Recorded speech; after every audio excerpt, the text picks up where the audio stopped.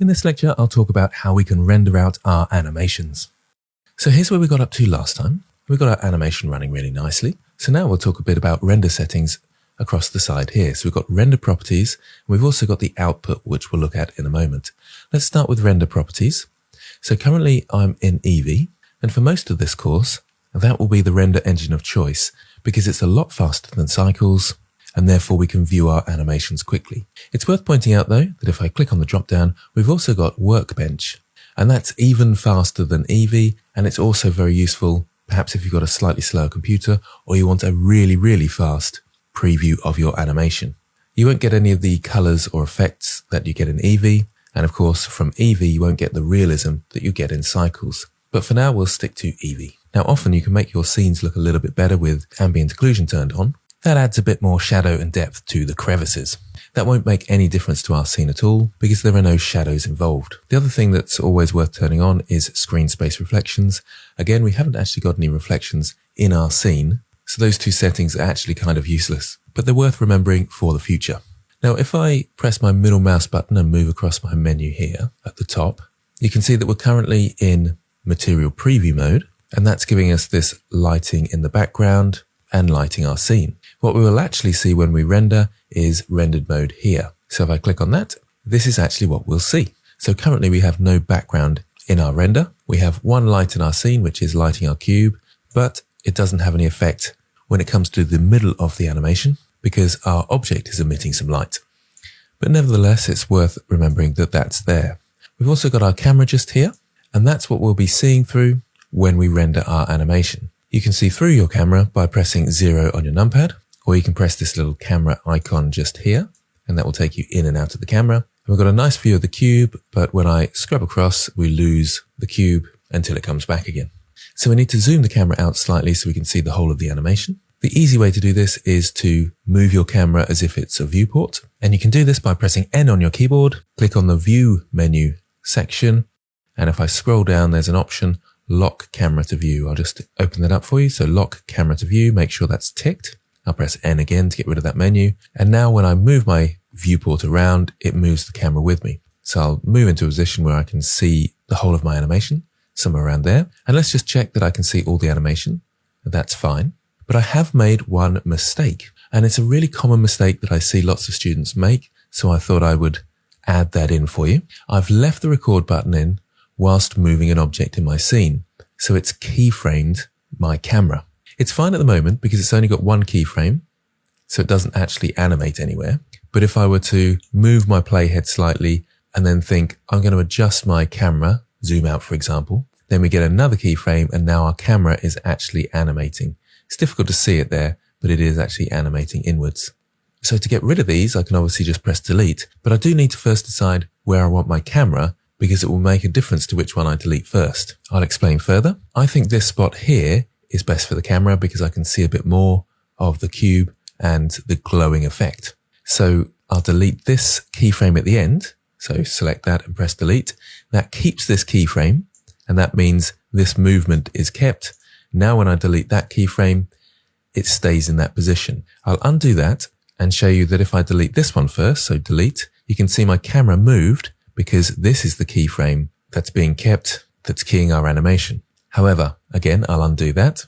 Hopefully this isn't too confusing. And if in doubt, just delete all your keyframes and reposition your camera. That's fine. If I choose to delete all my keyframes at once, wherever my playhead is where that camera will be positioned. So it's on frame 24. That's where I want it. And I can now press delete on those keyframes and I've got the right position for my camera. Again, don't worry too much. You can just delete all your keyframes and reposition your camera. It's not a problem. But do remember to uncheck the record button when moving your camera into position. So pause the video and catch up with me. Moving your camera into position. Do remember to uncheck your record button. Now what would be nice is to have a floor of some description so we can kind of see a bit more of the animation of the cube in relation to other objects. So my 3D cursor is in the middle of the scene. If I press Shift S, you can move the 3D cursor to world origin, and I'll press Shift A, mesh, and then plane. Now before doing any scaling up, I'll just uncheck my record button and scale my floor up like this. We can actually see the influence of this light a little bit more now because we've got a big shadow there on the floor. I think what I'll do is move that up slightly so it's not shining directly on our cube. So G, then Z, and move it up just above the cube just there. Also, I think it'd be nice to select the floor, and I am in the shading workspace at the moment. Give it a new material, and I'll rename this Shiny and press enter. And let's bring the roughness right down so we can see a nice reflection. And I'll change the base color to something a bit darker, somewhere around there, because the reflection always stands out that bit more. Now, the reason I want to do this is just to show you that if I turn the screen space reflections on and off, you can see the reflection disappears. So just quickly pause the video here and add in a plane for the floor and give it a material that's nice and shiny. And if you haven't already, turn on the ambient occlusion and screen space reflections in the render settings. Okay, so let's play our animation, and we can see that it goes through the floor and up and then back through the floor again. So we're going to need to change the animation for our cube. I'll select the cube, and I want to give you a quick challenge of changing the animation so that the cube doesn't go through the floor. Pause the video and have a go at that.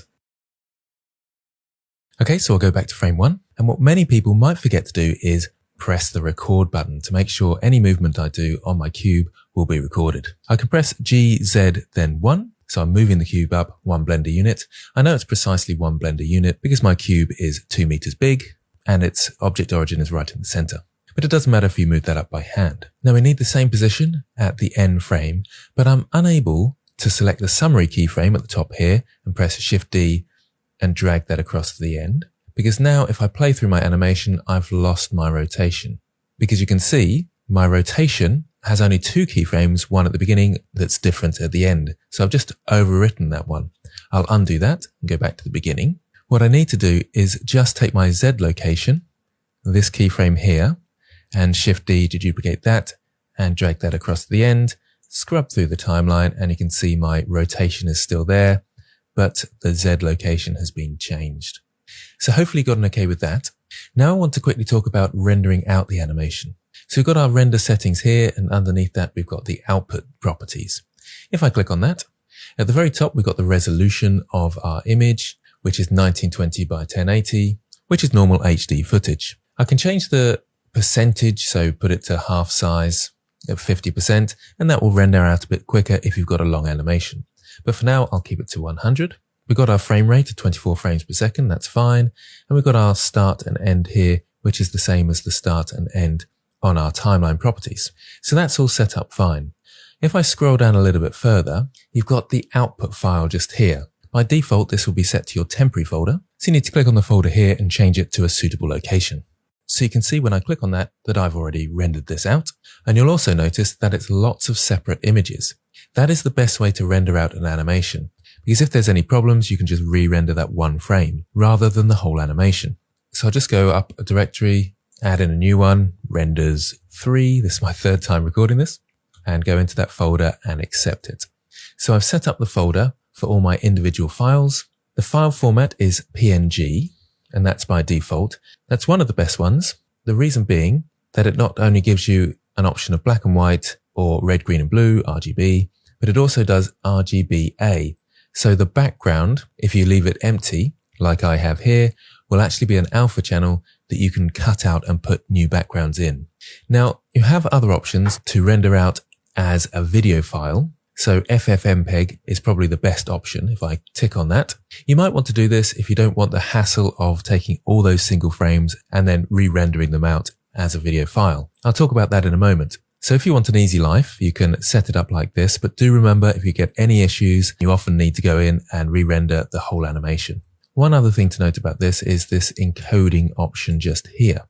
Now, the container is set to Matroska by default, and I believe that can be read by most video players, certainly VLC, which is the video player I would recommend. You might choose QuickTime if you're on a Mac, and QuickTime's very good because it does give you the option of an alpha channel. All the other ones don't, unfortunately, but you'll need QuickTime Player in order to use that. The other option is just a simple MPEG-4. And as I mentioned with Matroska, you only get black and white or RGB. So I'm going to go back to the PNG and retick the RGBA, which is the default.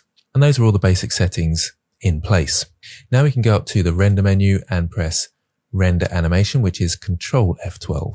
And you'll see this going through fairly quickly. I have a fast graphics card, so it renders reasonably fast. Once it's finished, to view your animation, you can press Control F11, and that will take you to this viewer. It takes a moment to load in the animation, and then it will loop and play it. And we can see our animation looking fantastic there. So I'll just close that down and close down the render. I'll quickly take you across to Adobe Premiere. This is my editing program of choice. Another one I would recommend is DaVinci Resolve. They have a free version, which will do everything you can see here. And there's other video players as well. But these programs make it nice and easy to collect together all your animations. You can just import your files. So File, Import. There's all my frames. In Premiere, if you click the first one, it gives you an option down here of image sequence. And I can open that and then just drag that in to my sequence. It's quite small, so I'll zoom in a bit there and I can repeat this and maybe select both of them and repeat it again. And then when I play through my animation, you can see it's looping there. So that's my normal ordinary workflow. You can also, within Blender, take your sequence of images and re-render them out as a video file. It's a bit of a longer and slightly more awkward process, so it's actually better to use a video program for that. So that brings me to the end of this lecture. We won't be using this file again, but you might want to save it in case you want to come back to it. I'll see you in the next lecture.